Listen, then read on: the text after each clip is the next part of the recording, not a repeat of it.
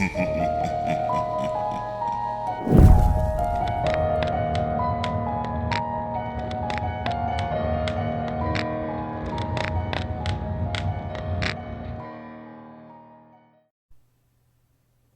did we unleash hell on Earth? Simple. It was the same mistake humanity always makes. It started in a parking lot. A breeze came, stirring the steam rising from patches of old ice that were sublimating under the surprisingly warm afternoon sun. I sat in my car, feeling none of that interplay of heat and cold. Eating a hamburger and drinking a soda, I idly watched nature ebb and flow. The wife never used to let me eat fast food. But I was finding that greasy food was not exactly the holy grail of indulgences that I believed it to be whenever I couldn't have it. The discarded wrapper and empty cup found their way to the back. The growing pile of fast food trash had started rather innocuously on the floor, and grown from there to the point that it was now beginning to threaten the entire backseat territory. The villagers were alarmed, but the king could not be bothered. Every time he was in his castle, his mind was elsewhere. I lowered the drawbridge and stepped out of my car, immediately assaulted by warm radiance and chill breeze. I walked across the parking lot and stood above a large patch of ice, watching the flowing steam rise from the ice in rolling aerial columns. Have we been going about this all wrong? There was no liquid. It went straight from ice to steam thanks to conflicting conditions and a vast power source on high. Turning away, I hurried back toward my building, my thoughts churning over something important that I couldn't quite yet pin down. I didn't hate her. I hadn't meant what I had said. This place, the place that I was instead of with her on all those half-remembered days. This place made me think of her at all times, and yet it was my only refuge from a veritable ocean of despair that seemed to blanket everywhere else that I went. It was all muscle memory by now. Keycard, push open the heavy door with a slight forward lean lasting roughly a second, warm air conditioning breeze, turn right, dingy white rectangles and slightly too dim lights, 20 to 30 seconds of zoned out walking past flyers, posters, and notes that I'd never once looked at, turn left, check rumpled clothes, cough once, fix hair, door. "Doctor!" my intern cried, jumping first to the right, then to the left, and then back to his monitor, where he quickly alt-tabbed away from a game. He was burning bright red when he swiveled around in his chair, but, to his credit, he managed to play it off cool. "How was lunch?" I knew that Emil played games half the time, and I really didn't care as long as the work got done. I didn't tell him that, though. Why spoil one of the few office joys that I did have? "Good. What are you working on?" "Just, this morning's data." I managed not to laugh. He was smart and capable. I knew that he had finished that 2 hours ago. We didn't really have enough work to justify his presence, but we couldn't let him go or else we'd lose our funding for other interns in the future. "Any conclusions so far?" He shook his head. "It still just looks like a mess." Gazing beyond him, I regarded the wall of glass that protected the next room. Filled with computers and equipment, the testing chamber ran most of our simulations in a semi-automated fashion. I picked up a random tennis ball that had been moving around the room whenever I wasn't present. I imagined that Emil bounced it against the wall to pass the hours. This time, I bounced it against my coworker. Turner sat up abruptly, dropping his book. What? I'm awake." But when he saw that I wasn't buying that, he changed tack. "It's lunchtime." "It is," I told him. "But I think I have an idea." Both of my companions perked up. Ideas had been sparse the last few months. "Sublimation," I said, staring at our equipment. "We've been running data assuming certain things, specifically that we get statistically sensible data. What if our equipment causes dramatic changes in behavior? Like the sun does on ice?" Turner frowned. "But we're not the sun. We're sending in very little energy, in fact." "But we have no idea what these manifolds contain," Emil replied, sounding intrigued. "It's very little to us, but—" I nodded. "Let's start separating the data and see what happens." We'd had many leads over the last several years, yet I never grew jaded. It was always exciting to feel that today could be the day. The applications of a breakthrough at our lab wouldn't mean much immediately, but we could open the door to a host of fantastic science fiction technologies, and, as I often told myself, that might have made my personal sacrifices worth it. It was 2 a.m, and long past the time that we all should have gone home, when Emil sighed and waved a hand in his monitor. Even with the separate datasets, they were all still just clouds of random information. Sitting at the table behind us, coffee mug in hand and a dozen pages of notes strewn nearby, Turner turned his tired gaze over at the screen. "Why are you looking at brain maps?" I turned abruptly. "What?" He yawned. "What's a neural map? You guys giving up for tonight or something?" I looked back at the monitor. "Rotate that." Eyes wide, Emil moved the graphs that we had made, and as they turned, their shapes became absurdly obvious. We said it at the same time. "Brains?" Turner narrowed his eyes. "Wait, is that our data? Why does it look like brains?" "They're overlapping images of brains," I replied in amazement. "Not actual physical structures, but holographically equivalent results of the complex physics at play. We've been mapping a very dense collection of neural networks, and look here at the changes over time. That's why our data just looked like garbage. They're reacting to our energy." Standing abruptly and hurrying over with his coffee, Turner studied the monitor alongside me. "So you're saying these brains are active?" I nodded. "Alive, even. I mean, we'd have to get a neuroscientist to verify, but they look normal to me." Emil was the first to ask the obvious question. He seemed more worried than excited, though. Whose brains?" That gave Turner and I pause. Whose brains indeed? If we had found a dense collection of living brain maps in a twisted-up higher dimension, then these were people. And if these were people, then who were they? And more importantly, what were they doing here? "Get the phones," I said. "We've got 1,000 calls to make." "Won't everyone be asleep now?" Emil asked. I couldn't help but grin hungrily. "Then wake 'em up." Mathematicians, neuroscientists, and physicists flooded our lab over the following month, and we moved to a bigger one when it became a problem.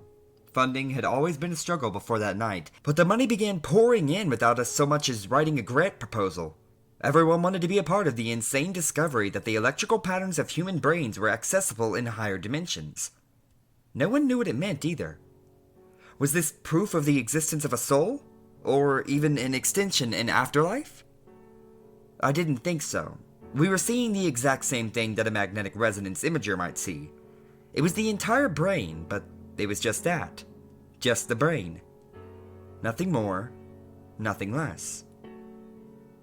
Was our entire model of physics wrong? We weren't sure. Something was certainly going on beyond our understanding, but the rest of science remained in place.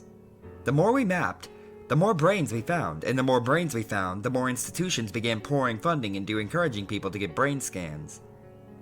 Eventually, a prize was posted for the first person to match up, and donations quickly ballooned it to incredible heights. When the prize broke $100 million, the world went crazy. We had people claiming that they could feel us mapping them, and that we were causing them health problems. We had psychics claiming that they had known about our findings all along, and that was how they had been reading minds. We had conspiracy theorists suspecting that the government would use this technology to scan their thoughts. And that one always annoyed me the most. If we could read your thoughts, then we wouldn't have had to have compared brain scans to actual living people, now would we? We would just pick the names out of their heads and poof. Actual living people. I was in the parking lot of our new lab when that annoyance and revelation hit me. And I put down my soda and left my hamburger half-eaten as soon as I did. There was no longer a pile of trash in the back seat, but only because a maid hired by our PR guy cleaned it every day. No, absolutely not. No, that just could not be. I approached the new building in a daze. Keycard, push open the light door with a slight forward lean. Oops. Stumbled. A warm air conditioning breeze, turn right, and no, left. Damn it! Shaking my head, I sighed and aimed for the proper hallway. Turn right, check rumpled clothes, cough once, fix hair, door. After so long at the old lab, the vast warehouse-like space of our new place always astounded me in subtle ways. 100 of the best and brightest minds from across the world sat and stood at desks and at whiteboards, working at a breakneck caffeine-fueled pace. The world was watching, and we needed answers. I walked to the gigantic main whiteboard and stood by it, regarding the long list of possibilities that we had come up with. Many men and women slowly approached me. I think they could see the profound horror on my drawn face. Turning, I looked each of them in the eyes. I was sure that I would remember all of their faces for the rest of my life, because in that moment, the world itself was about to change. I didn't have any eloquent words for it, though. Guys, we've mapped 11 billion different brain patterns, and we've scanned 4 billion living human beings. And I'm sad to say that they don't match up. And it hit them all in a slow wave. We hadn't thought of it before because we hadn't wanted to think of it before. The implications were enormous, confusing, and downright terrifying. So I said it for them. The active brains folded up in higher dimensions that we're mapping. I think they might be dead people. 12% of our staff quit that day. We told no one. We couldn't say a word until we were certain. The minds we were seeing, were they suffering? Were they in an afterlife right at that very moment? Was it heaven? Was it hell? Or were they simply floating in oblivion? What were they experiencing? It was maddening to think about. Secret funding quadrupled our staff. Wheelzek, Higgs, Leggett, Witten, Hawking, we got them all. I didn't know how our funders were keeping our project under wraps, and I didn't ask. It probably didn't even matter in the face of what we were uncovering. When we finished mapping all the minds hidden in higher dimensions and found ourselves looking at a list 118 billion entries long, we knew for certain that we had found humanity's dead. And they were still alive. Somehow. Somewhere. Our facility split into 2 projects once it was confirmed. Half of us focused on figuring out how to use brain images to decipher thoughts and images, and the other half focused on communicating with the dead in some manner. We'd already seen their neural patterns respond to the energy our equipment had been using to scan the higher dimensional manifolds. From there, the teams focused on connecting more directly. I remember the day that we first managed to hook a computer to a mind and vocalize their consciously directed attempts at speech. The process took over 1,000 iterations and several $1 billion and a few years of our lives, but it was all going to be worth it. We had all our investors on hand and a translator for every language. Turner was given the honor. He looked around the warehouse at the hundreds gathered around, grinned sheepishly, and then spoke into the microphone. Hello? Can you hear me? A few moments passed, and we were worried that it might not have. And then a few tentative words followed. An older man stepped out of the crowd. It's Occitan, he said, translating. An old dialect from around southern France, in Languedoc, between the 12th and 14th centuries. He said, "Who is that?" Turner motioned the man forward. "Ask him what his name is." The answer came a moment later. "Petrus." "What year is it?" Turner asked. The older man translated the question and then the answer. He says 1302. A great silence fell across the warehouse at that reply. We were talking to a European peasant that had died almost 700 years before. Like everyone else, I stood frozen by the implications. This rose questions in my mind. Could I talk to my wife again? Could I have another chance to tell her that I hadn't meant what I had said? The last thing that she had ever heard. "Who is the King of France?" Turner asked the translator.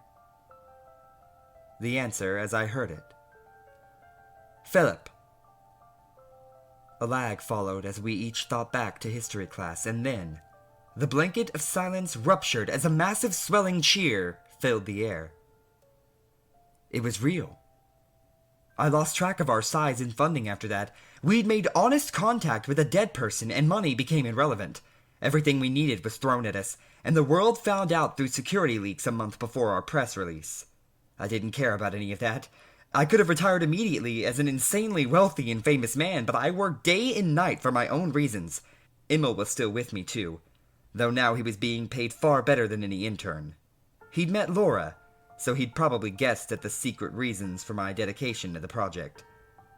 We couldn't choose our connection among the individuals in what we had begun calling the afterspace. On our breaks, we all spent every minute talking to the dead.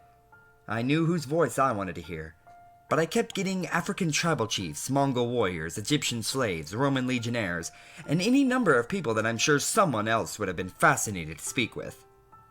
One guy, honest to God, got Albert Einstein on the line, and we kept that connection open permanently.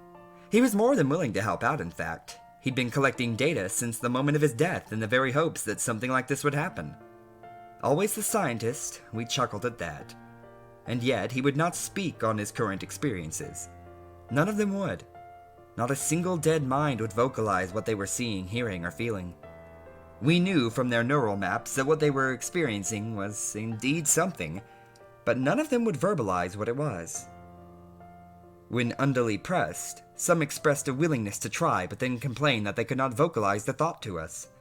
It became known as the New Cosmic Censorship Hypothesis, and that hypothesis said that humans were born with no knowledge of what came before, and when they died, they could not give certain censored information back to the living. It was in their brains, in their experiences and their emotions, but it was still hidden from us. The next development came in a both natural and surreal manner. Einstein's connection was always open, so they gave his computer a little mobile drone to roll around on. With certain thoughts, he could order it to move around. We gave him a visual feed too, so he could both see and hear the world around his computer. After he expressed frustration at not being able to write on the boards himself, they gave him mechanical arms. It suddenly became eerie when somebody thought to dispense with the makeshift setup that we had cobbled together, and instead give him a full-on robotic body though.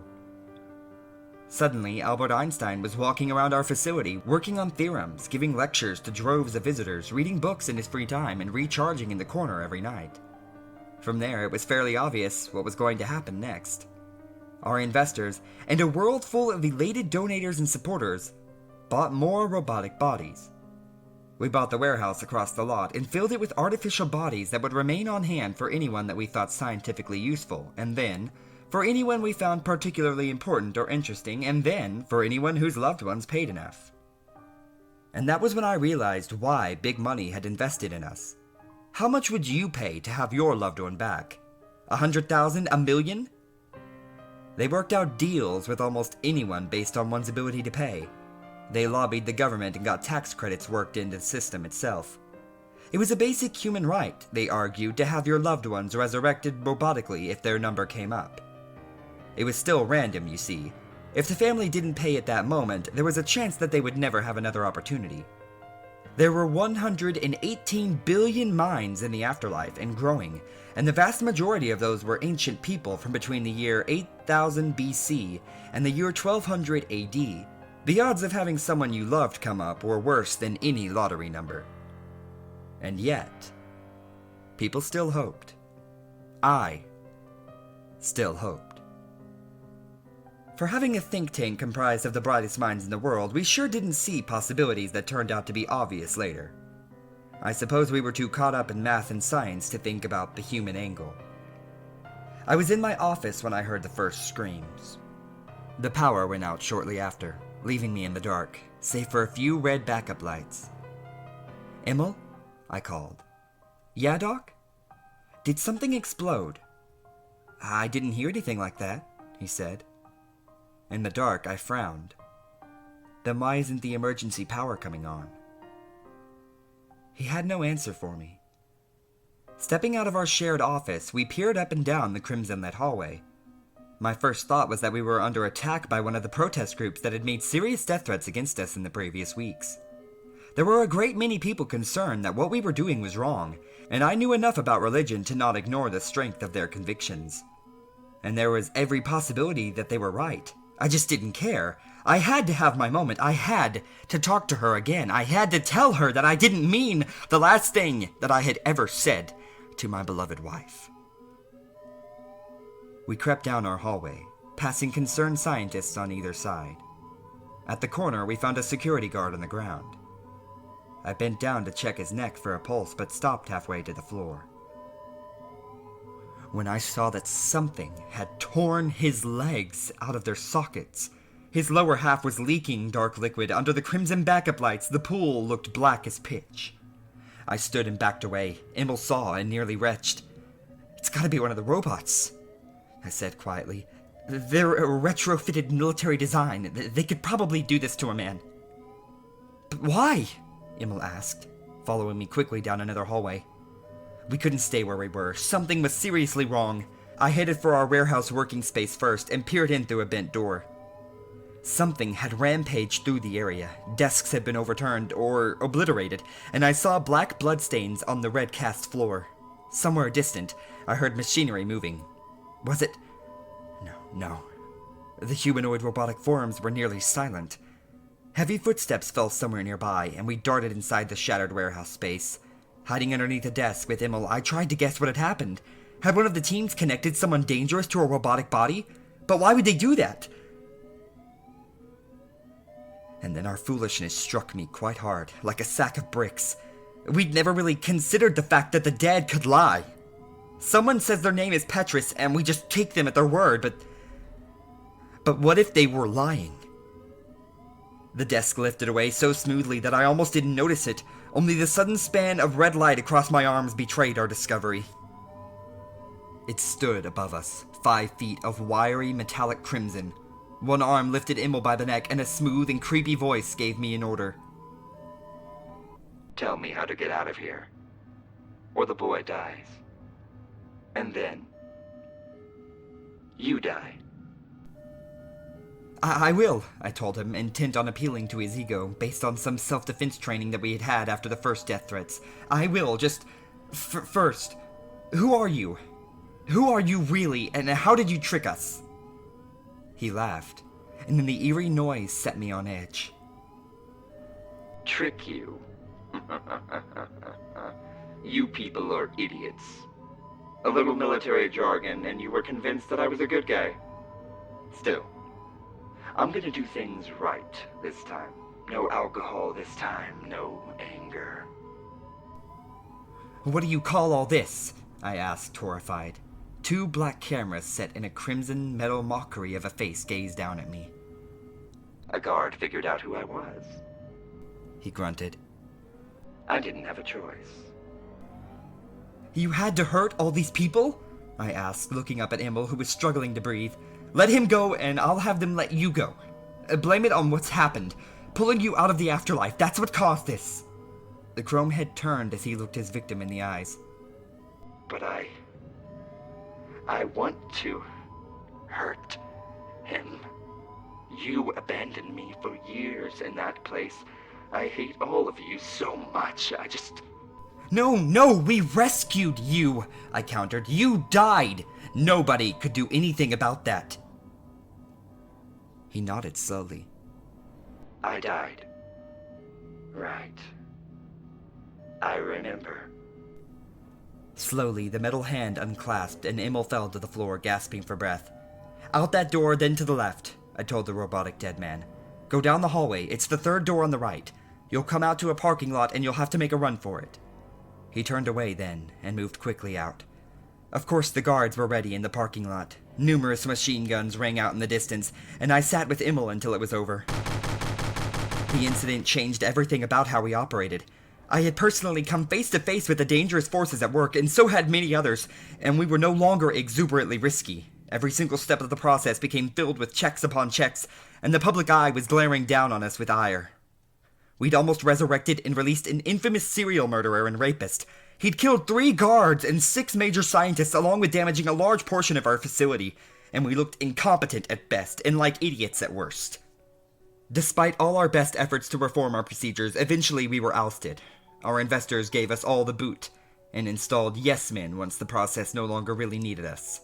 They kept the connection machines running night and day, and made countless numbers of them. Eventually, they started rolling out people's dead relatives in a more consistent manner. And I had to sit at home and watch as my neighbors each got the call one by one, and still no call came for me.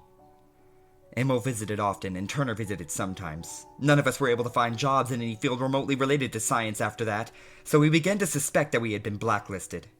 We were lucky to have enough money to live on already, thanks to wise choices that we had made when it all started. Not that money was going to last long as a thing. The flood of resurrected, as they came to be called, began drastically changing the social landscape. We had the greatest minds of every generation coming back and taking up the top positions at universities and research institutions. Who could say no to installing Albert Einstein or Isaac Newton at the top? Many of our former colleagues joined us in unemployment. There were only so many positions available, and great names throughout history kept reappearing to take these spots. They didn't require food, drink, or sleep either. Without the hindrance of a human body, they could work tirelessly through the night, and we began to see rapid advances in technology and science even as regular working men and women became obsolete. It started at the top, and worked its way down. I knew something was seriously wrong when my gas station attendant Lou was replaced by a resurrected. Some family had paid to bring a person back from the dead, and now they were working at a gas station. It was eerie to see a robot doing a man's job in such a mundane setting. Around that time, people started killing themselves in the hope of coming back as a robot. They left payment for themselves to a lawyer to ensure the money, and the whole thing became sort of a twisted semi-religious movement. So what do you do when your world is falling apart around you? They'd always told us that robots would take our jobs. We didn't expect that it would be our own dead friends, family, and ancestors that were operating them. They outnumbered us, they could outwork us, and they were going to outlive us. In many ways, I could see what the protest groups had feared. What if the dead replaced the living? Could humanity simply stall forever? I heard my dad was back in town, paid for by my brother, but I had no interest in speaking to either of them. There was only one person that I wanted to talk to. The whole world had gone insane, and society was coming apart at the seams, and all I could think about were the last words that I had said to my wife before she died. How many years had it been now? I couldn't move on. It was impossible to move on when the chance of talking to your loved one actually existed. That realization put a profound shock through me as I sat watching an episode of Jeopardy in which the historical questions were actually about the contestants who had lived in those eras. The dead had to die for the living to move forward. We were being overtaken by the sheer weight of our own past. And I wasn't alone in my dark thoughts. When I spoke with Emil about these feelings, he revealed to me that he was already part of a movement dedicated to purposes that I had only begun to dream of. Turner was too. They just hadn't been able to tell me until they knew how I felt. My longing to speak to my dead wife had concerned them. But I'd given up on that. It seemed that it wasn't in the cards for me, and I realized that it was unhealthy to hold on in any case. The streets were filled with resurrected by then. They'd gotten more lifelike and less militaristic bodies, yet somehow they remained in the uncanny valley. They strolled on the sidewalks, drove cars, and sat on their porches like any normal person, except they had died. They were dead, and they didn't deserve to still be walking around. But I guess we have us to blame for that. I kept my growing hatred hidden, like many of us did. They'd taken our jobs, our neighborhoods, and now our futures. I did the final calculation, since I knew the process best, and we had been there from the beginning. With little time for infiltration, and the risk that any of us might die at any time and then tip off the dead, 2,000 of us descended on the Large Hadron Collider at the planned day and time. It was late November and crisp out. I didn't feel bad about the resurrected security guards. They were just chrome and wires. They were already dead. Our soldiers, some of whom had been with us since our first major lab, sliced their way into the facility with zealous fire. They hadn't even thought to defend it from such an attack, since none of the dead had any idea what we could do with it. With the facility cleared, the soldiers set up to defend against a possible siege, and the rest of us got to work. It was eerie how fast the resurrected responded. Soldiers from our team that had died in the attack came at us in chrome bodies only a day later. What could possibly have convinced them to switch sides so easily? Or was it simply a matter of self-interest? Now that they were dead, had they simply decided to cast their lots with their new demographic? It was too late in any case. With the calculations complete and the equipment properly prepared, we activated the collider. Nothing happened as far as we could see, but the resurrected stopped. Everywhere. All at once. We'd filled a crucial, extremely small and curled-up higher dimension with carefully engineered static. The robotic bodies here on Earth had lost their connection to the afterlife forever. We walked out of that facility with a burgeoning sense of freedom. 36 billion robotic bodies stood frozen all over the planet, and 6 billion human beings remained to carry on without their very own ancestors in the way. It was after that, while picking up the pieces, that we found all the left-behind private communications between the resurrected. And those communications clued us in. Those communications showed us how short-sighted and foolish we had been. There was no new cosmic censorship principle. There never had been. They had all simply lied.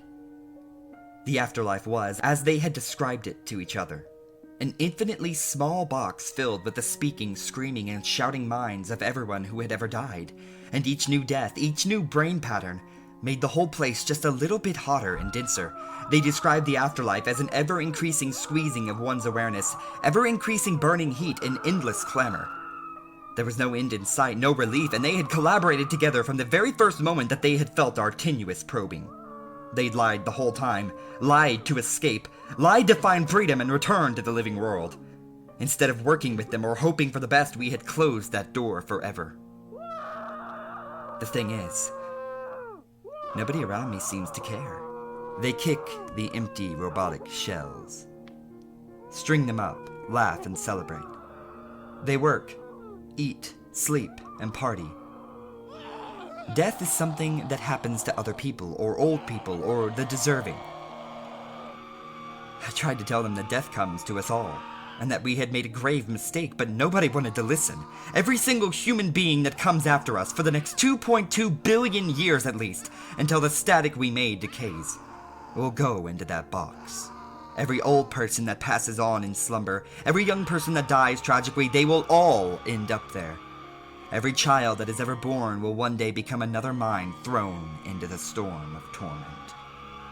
We are all going to die, and we are all going to end up in an infinitely small box together, screaming forever. And nobody cares. That's the hilarious and mind-numbing part. It's the same simple mistake that humanity always makes. Even after all that, we still haven't solved any of the other issues facing our future. Pollution, global warming, resource depletion, automation, wealth inequality, antibiotic resistance, and nobody cares about those either.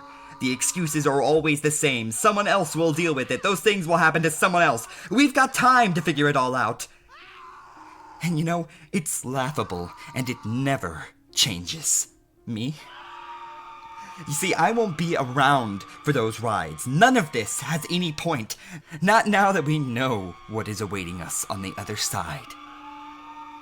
This world is just a waiting room for hell. And I'm not waiting around with these fools. I'm going to go apologize to my wife.